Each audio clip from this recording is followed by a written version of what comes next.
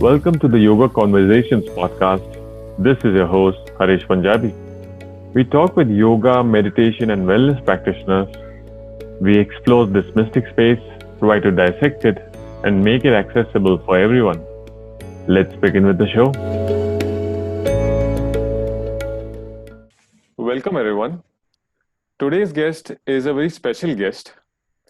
I had seen one of his talks around 6 to 7 years back, and it made a big impact on me and how he delivered the talk, as well as how he always has a big smile on his face.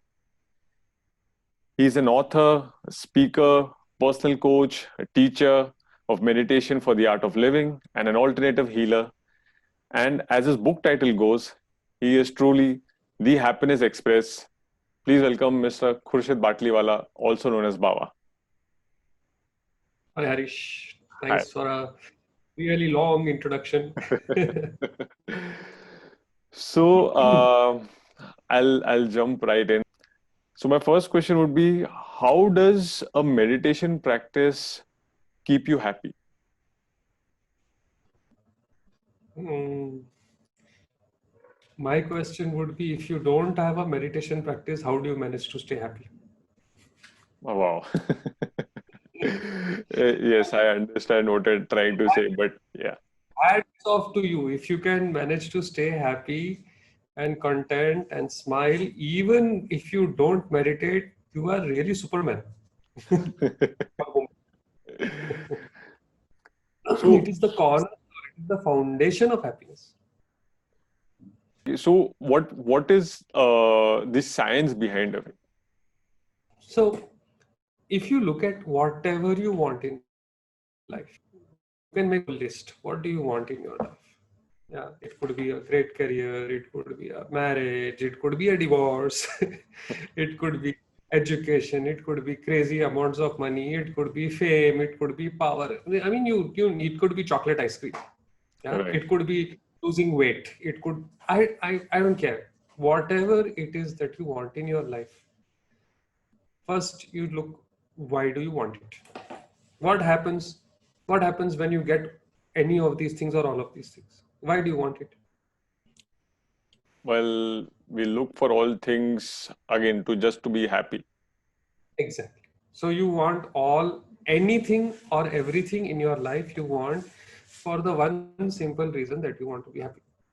Yes, no. Right, right. Now I say the quality of your life depends on the state of your mind. Everything that you want, in order to achieve it, what is it? The one thing that needs to be cultured. If you want to study better, if you want a better relationship, if you want to do better business, if you want to be a better father, if you want to be a better chef, if you want to be a better anything, you will notice that all these things are function of the mind. True, true. Good mental health. There is nothing else. Right, Even if right, you have great physical health, you still the body will never go where the mind does not want it to go. right, right. Right. So the basic fundamental thing that needs to be fixed is the mind. Without that, like you have a Rolls Royce of a car, but no petrol in it. So you end up pushing the car. It's better you did not have the car. Right, right. What is the fuel for the mind? It is meditation. When you when you learn and practice meditation, then you have learned to culture your mind. When the mind is cultured, when the mind is understands, when you understand how to settle, how to focus, how to concentrate, how to relax, Hmm. and it is more or less, I will not say completely, but it is more or less effortless for you to do that most of the times. Then can you imagine what an advantage you will have in your life? Okay, stress comes in everybody's life, but if you can handle the stress aram se, yeah? You go for a vacation, you don't take your office work with you over there. You can enjoy that vacation. Right. Right? All this is a function of the mind, and the only way that at least I personally know of in quotes taming the mind is meditation. How was your experience when you met Gurudev Shri Shri Ravi Shankarji? Means, do you have any instances or moments during your learning time? He made me feel very much at ease. See, I'm a Parsi. I don't come from a at all any sort of a Hindu traditional background. I had no idea what a guru is supposed to be actually. I had none. In fact, I remember the first time I'd gone to Delhi. I'd got into a lot of trouble. Now I'm from Bombay, and Yeah, I right. used to speak that. I still speak that very very Bombaya Hindi, Mumbai, huh. where you don't call anybody up. You say everybody's Right. To, tu. You talk like that. right. Delhi, even a newborn is called up. True. The more you go to the north, the respect increases. The more up and the G and all that happens. And so I was 20, 21 year old and I was sent to teach courses there. So I taught course and I would get this feeling that they are very upset, but I wouldn't know why. And I am a very direct, straightforward person. If you have a problem, you tell me, and if I can deal with it, I will deal with it. If I can't, I will say you live with it. You're right. Not understanding, okay, maybe they are upset about something, God knows what, whatever it is. And it went all the way to Gurudev. एकदम बदतमीज है, एकदम कोई respect नहीं है इसमें, all kinds of things. And गुरुदेव, नहीं नहीं, is from such a good family, वो तो उसके मुंह में से कभी गाली निकली नहीं है. नहीं गुरुदेव, एकदम he has no respect for anybody. Then Gurudev finally asked, भाई क्या किया क्या उसने? बोले, सबको तुम बोलता है, आप नहीं बोलता है उसको कोई. And he has no respect whatsoever. इतना छोटा 21 ईयर ओल्ड, और उसके डबल ट्रिपल एज के लोग आते हैं क्लास में, उनको तुम बोलता है वो. गुरुजी started laughing. He said, वो तो मुझे भी तुम बोलता है. उसको पता नहीं. Right. Right? Right. And that's how, I learned a lot of things. This is just one of the experiences, one of the things where it was crazy amount of learning, crazy amount of, I traveled so much, until I joined the Art of Living. The furthest I had been to was Kodaikanal from Bombay, once in my life. Once I joined Art of Living, now today I'm on, it's a 37, 38 countries, something like that. Wow. So much of exposure, so much of learning, so many different cultures, so many different people, so many different types of food.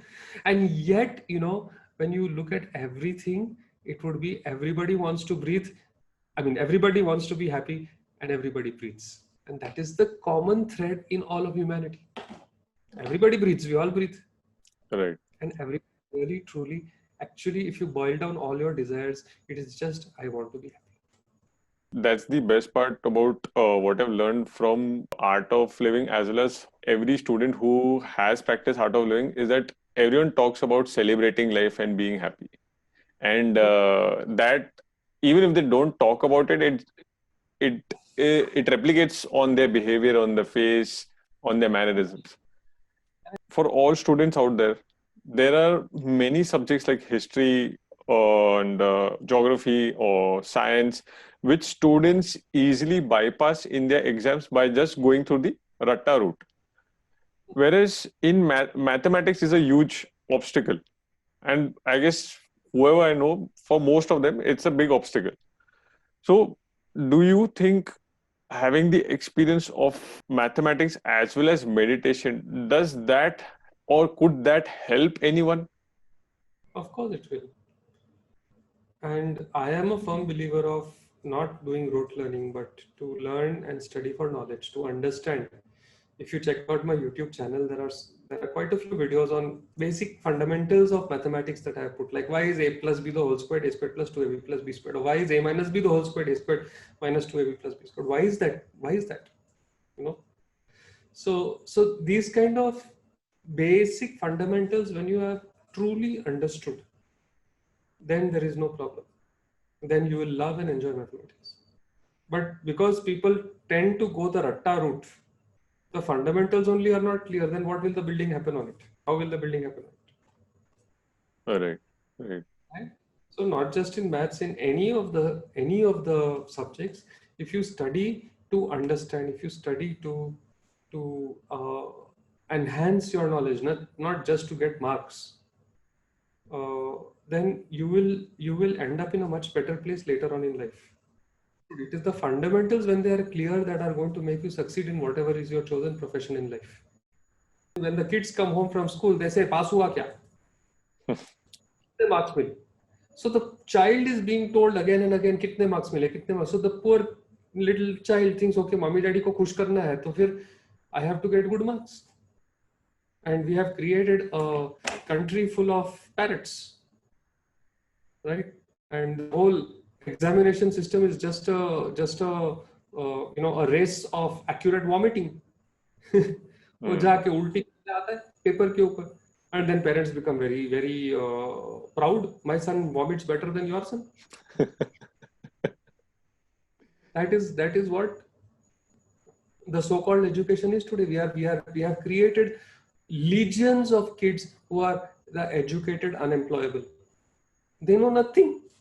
You won't think about it. No, why would a student who is, forget about this other colleges, but why would a student who has passed out of IIT or who has passed out of IIM, why do you think that the company that hires them put them in a training program? Right. That is itself surprising. Why? I mean, you have passed out of the elite, may say elite education system in the country, and you still need training after the education is over. Matlab, what kind of education you got? You look at an operating system like Windows. You mean to say that 1 billion people cannot come up with a system better than Windows? That's true. Means, and I guess there have been some Indians who are doing good breakthroughs, but again, they are doing outside of India. Yeah.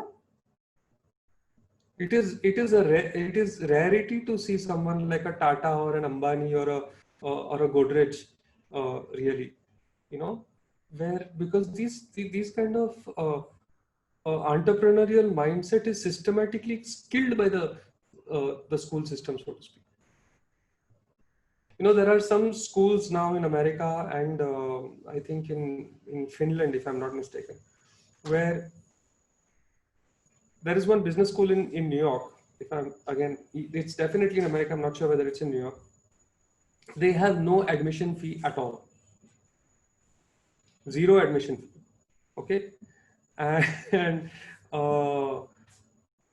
not just that, the students who enroll there work on real life projects. So a student who is working, says he's doing his MBA in finance, he's working on Apple's balance sheet. If a person is doing MBA in marketing, he's working for some big brand over there, right? So when they graduate after that 2.5 years, they have got industry experience. They don't need training program. How does the college fund it? The professors have to go and get those projects, and from that the college funds itself. Basically, it is hiring the students for free to get their work done, and the students learn, and the professors' salaries come from the projects that they get. So there is no nonsense theories, no jhanjat that you have to learn which is not relevant to the work that you are going to do. I have heard that Google now does not ask for your educational qualification or your marks at all. They only tell you, okay, I need this particular coding to be done. Do you know how to code? I don't care whether you are 8th standard pass or not. Can you code this?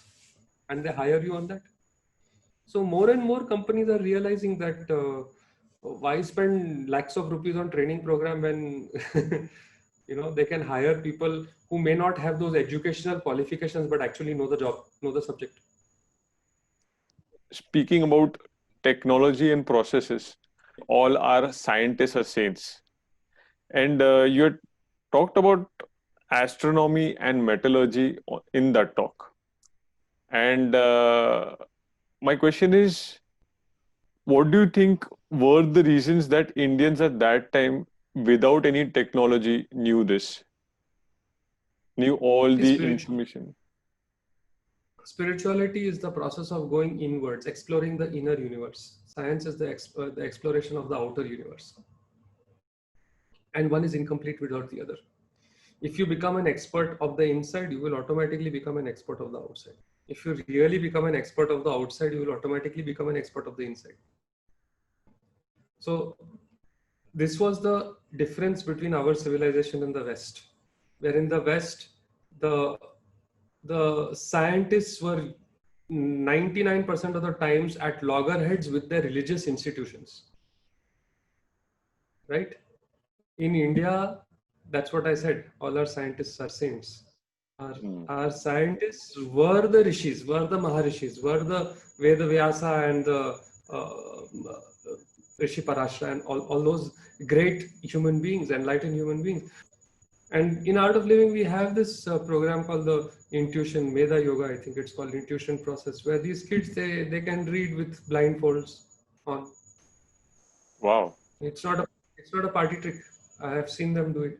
They can, they will look at you and they will tell you that you have got a 10 rupee note or a 100 rupee note in your wallet, and on that note, this particular number is written, the serial number of that note. Well, but you cannot even believe the kind of things that these kids do. That's I have one YouTube video, Mission Impossible, where this kid actually solves the Rubik's Cube completely scrambled by the audience with his eyes blindfolded. So he's not looked at the cube before. See, some people look at the cube before, then you blindfold them, then they do it. right. We blindfolded him, gave the cube around in the cafe. I recorded it at the cafe, and every table had a turn at scrambling it. So there was no way that that boy could have known what state the cube came to him in, and he just solved it. So it was very clear that he could see it with a very tight blindfold on his eyes. Okay. Okay. So these are things that are not explainable by science. Right. Science does not have the ability to explain this right now.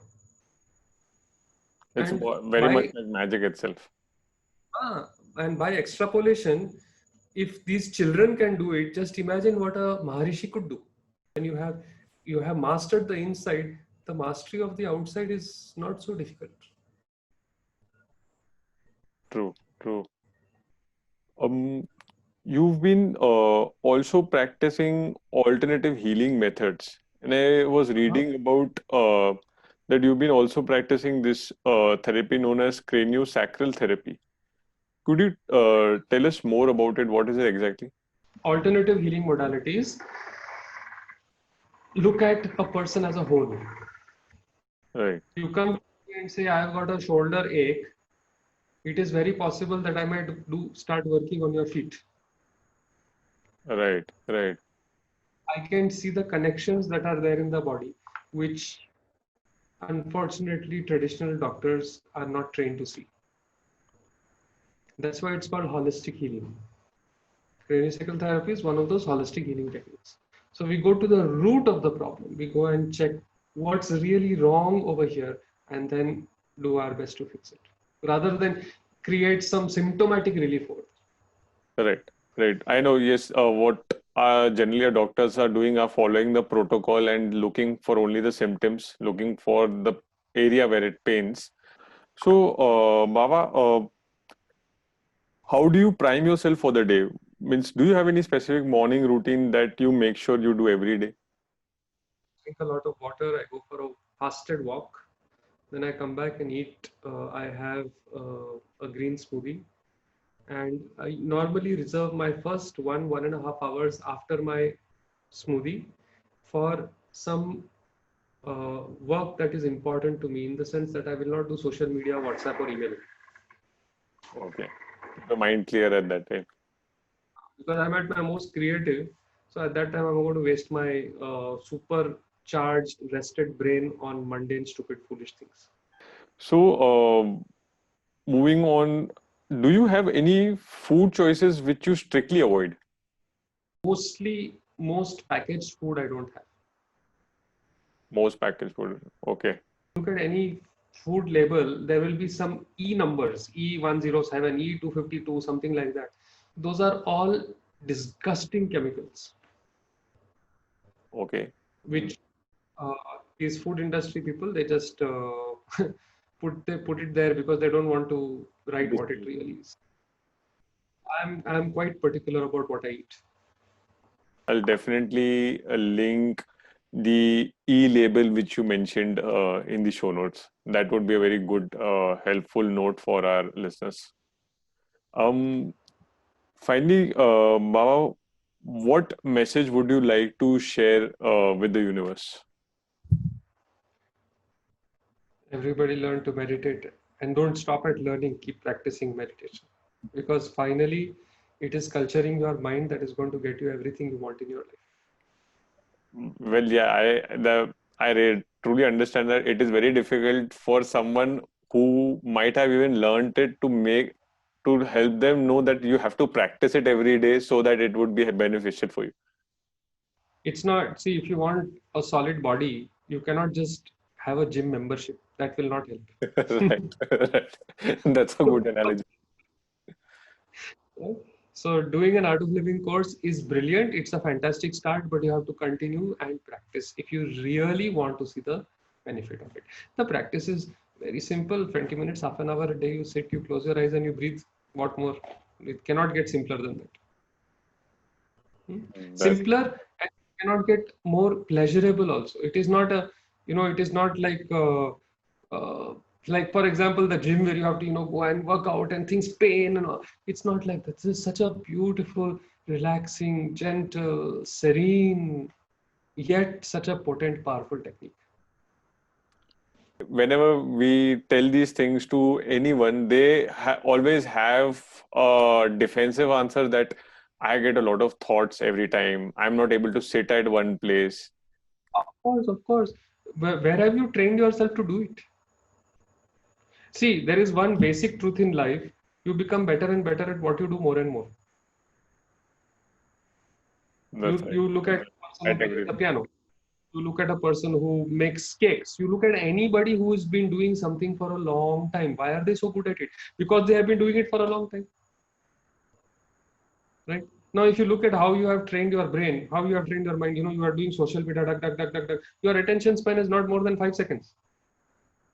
You are watching TV, you are surfing channels. Your attention span is what, 5, 10, 15 seconds. You have trained your brain to be distracted. How do you expect to be able to sit and have no thoughts whatsoever in the first time? That's like saying I will go to the gym and lift the 300 kilo dumbbells on the first day. How are you going to do it? Not going to happen, man. You will have to start, baby. You will have to start with the 2 kilos and see whether you can lift that. That's that's right. And adding to that, this was the first set of people who I met who were telling me these things, and then I see another set of people, and I'm equally guilty of that. That whenever we sit to meditate, and I guess this happens maybe in the first month or the first 2 3 months, you start to seeing some kind of visions, and after maybe 4 months or 6 months, those visions go away. Maybe Right? it could be of any god form of a vision, and then they Yeah. go away. Then what do you have to say about that? Your consciousness is maturing, nothing else. Hmm. Means it's a good sign. It's a very good sign. That's true. And it So means that you can even smell something, you may see something, you may be able to hear, some people hear some divine music, all sorts of things happen. And it will come and go. It will not be okay. 4 months it has happened, then it may stop happening for some time. Then again it might come back. Then again it might stop happening. It's a process that you are going. You are culturing your mind. You are elevating your consciousness, and sometimes you get glimpses of how it would be in that elevated consciousness. That's all. No, nothing to. It's a station on the journey. Enjoy it. that's right. That's right. It's Have your batata on the train. It's like that. enjoy the ride. Right. That's right. Um, it was great talking to you, Baba. It was, I guess, my own therapy session itself, and all our listeners would benefit from whatever learnings you have shared. Thank you for your time. Thank you for your knowledge and experience. Thank you. You're totally welcome. Been my pleasure. Once again, thank you for hearing out the episode. All topics with their respective links and our email IDs will be available in the show notes. See you in the next episode.